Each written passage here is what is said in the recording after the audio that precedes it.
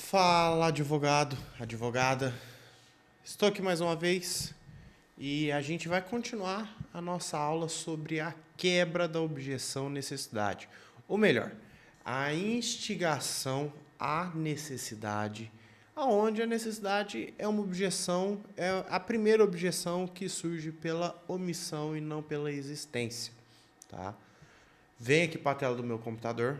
Vamos para essa aula, mas antes disso, lembre-se de se inscrever no nosso canal, de curtir esse vídeo, dar o joinha aí pra gente. Comenta o que você tem achado das nossas aulas. Poxa, a gente demanda tanto tempo e energia para conseguir trazer esse conhecimento para vocês e friso, conhecimento que a gente tem da nossa vivência. Não é historinha para boi dormir, não é balela, isso daqui são métodos que eu aplico no meu escritório dia a dia, que lá no meu Instagram a gente tem compartilhado isso constantemente com vocês. Se você ficou curioso, corre para lá para você acompanhar o dia a dia.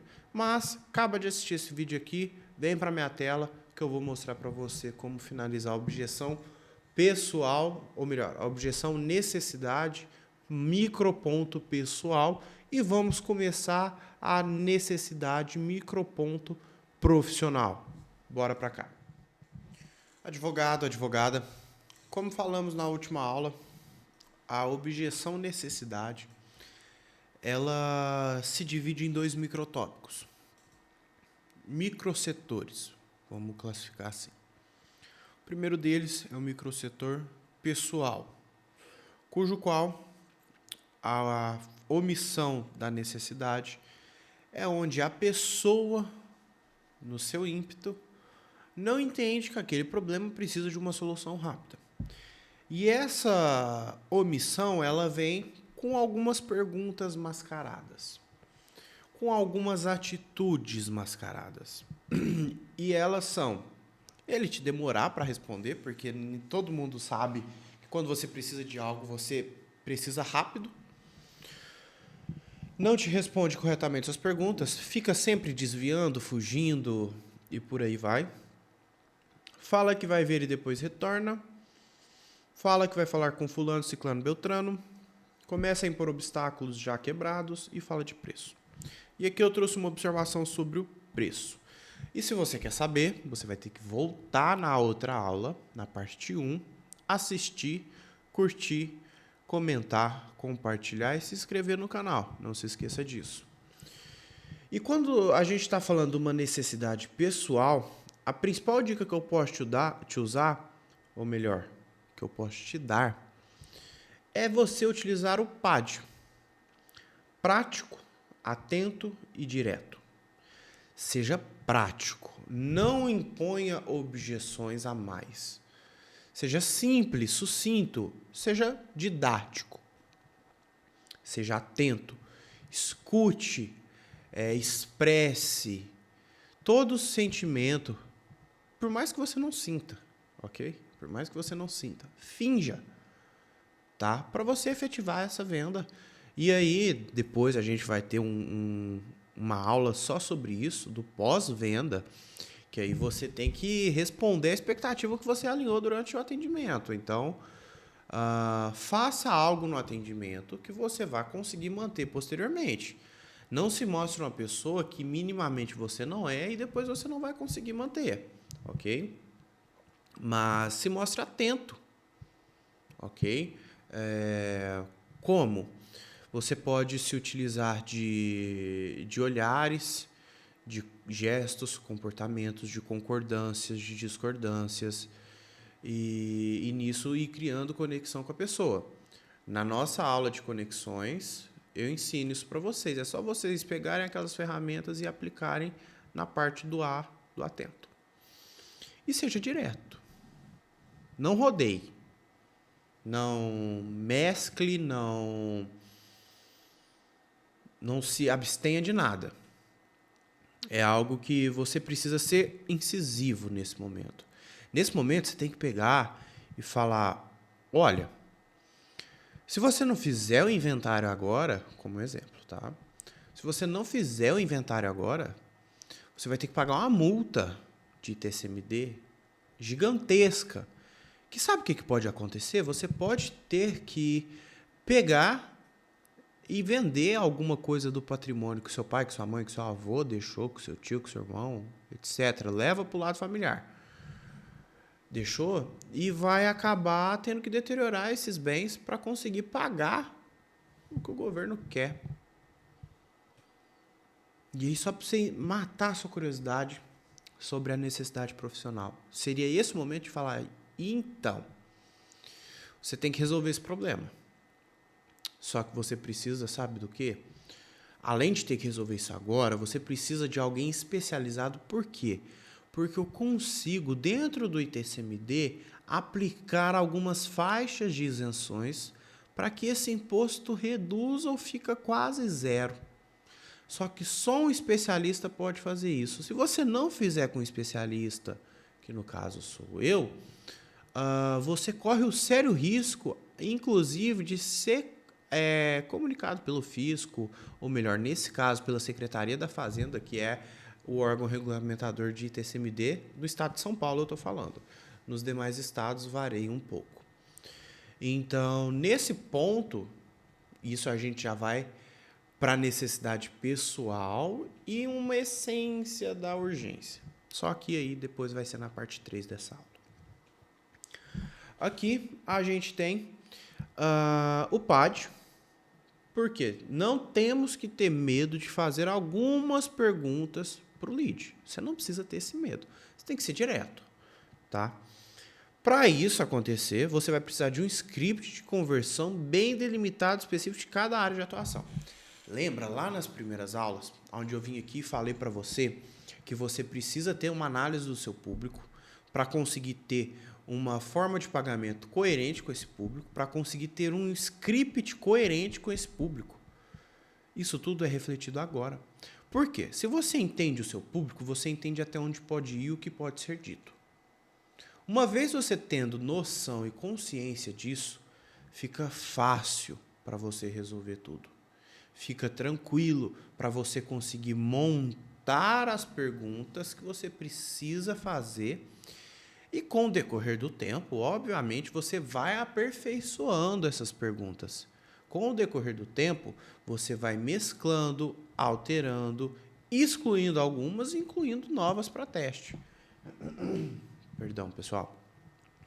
Então, é algo que você vai ter que ir lá nas primeiras aulas, assistir quando eu te ensino isso.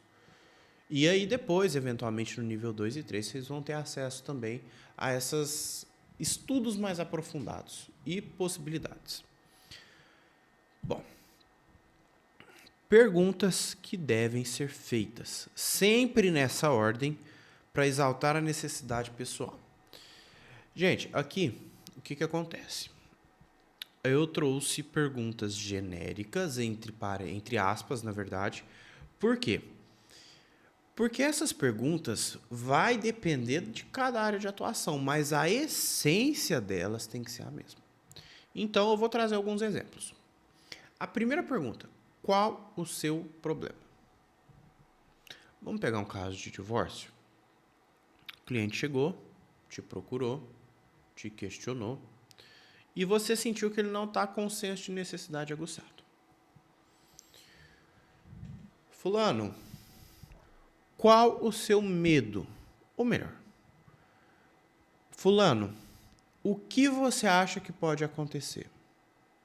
Porque, vamos pegar aqui 90% dos processos de divórcio, um cônjuge tem medo da usurpação financeira que o outro pode fazer. Isso é estatístico, interno lá do meu escritório. E a pessoa acaba falando, olha, eu acho que ele está escondendo dinheiro, olha, eu acho isso, eu acho aquilo. Então, você já tem isso de um modo latente. Só que se não ficar bem claro, pergunte. Fulano, você tem receio dele não te pagar? Fulano, você tem receio dele não te passar a parte da casa? Confirme o problema ou pergunte qual é o problema. Fulano, o problema é ele não te fazer isso? Ponto. A pessoa já vai se conscientizar do problema para te responder. Então, passo 1, check. Pergunta 2. Qual o reflexo desse problema em sua vida? Poxa, eu quero me divorciar. Ele tem dinheiro guardado e não quer dividir comigo. Qual o reflexo disso? Olha, o reflexo disso é eu sair com as mãos abanando. Ele conscientizou, mentalizou o problema e deduziu uma consequência. E ele sempre vai deduzir a pior consequência. Você não vai, nesse momento, você não vai precisar ficar falando, olha, ele pode isso, ele pode aquilo. Tem os momentos corretos. Mas nesse momento específico, não. Nesse momento específico, você tem que deixar que o seu cliente tire a conclusão dele. Ou melhor, que ele ache que está tirando conclusão sozinho. Mas essas perguntas todas, eu vou até falar mais baixo, é tudo para induzir ele a pensar isso mesmo. Então, é algo que assim, você fazer isso de uma maneira mascarada, só vai instigando o seu cliente, só vai instigando. E aí você vai para a terceira pergunta. Que principalmente o brasileiro, galera. O brasileiro, o modo mais eficaz de corrigir o brasileiro é atingindo diretamente o bolso dele. E você quer ver, é você perguntar para o seu cliente se esse problema que existe e agora ele tem consciência, está tendo reflexos financeiros na vida dele ou poderia vir a ter. Um divórcio, que a pessoa está tirando dinheiro, ou melhor, não está dando dinheiro para ela, o reflexo financeiro é inerente, a consequência é inerente. Então é algo, pega o ITCMD que eu dei exemplo, a pessoa vai ter que deteriorar os bens, olha o reflexo patrimonial / financeiro que isso tem. Então vamos lá. Você veio com a primeira pergunta. Recapitulando. Você veio com a primeira pergunta. Ok. O cara conscientizou o problema. Você veio com a segunda pergunta. O cara mentalizou o reflexo daquele problema. Você veio com a terceira pergunta e praticamente falou pro cara: olha, isso aí tá te dando problema financeiro. E se não deu, vai dar. E aí, no financeiro, você não pode mexer. Por quê? No que você jogar isso pro seu cliente, vai virar uma chave e vai falar: opa, tá doendo no meu bolso, doendo no bolso, preciso resolver. Muito possivelmente, você vai parar aqui, no item C. Muito provável que isso vai acontecer.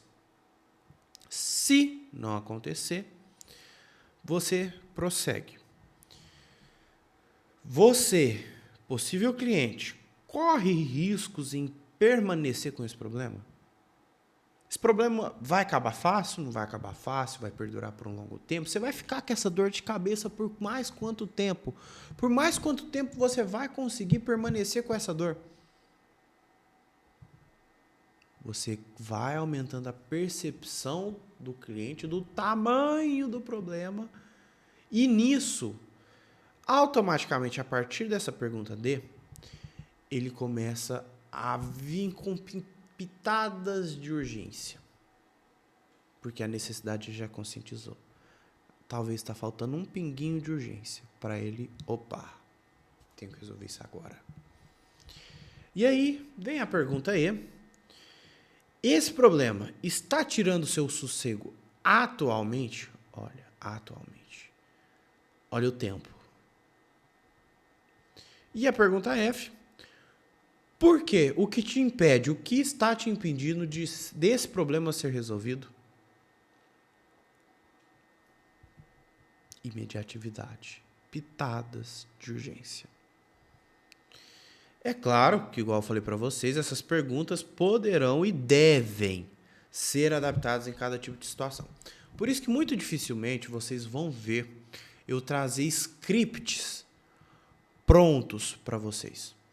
Porque eu entendo, e isso foi um erro que eu cometi, mas um erro que eu cometi por falta, ou melhor, por indução de mentores, cujos quais eu passei, aonde eles traziam os scripts deles e não explicavam, ou talvez até não sabiam, que aquele script é uma essência só. Que você tem que adaptar à sua região, ao seu negócio, ao seu nicho, se tiver, e ao seu público. Que aquele script é só uma orientação. E não era bem assim que acontecia. Então, por isso que muito dificilmente vocês vão ver eu trazer um script aqui para vocês.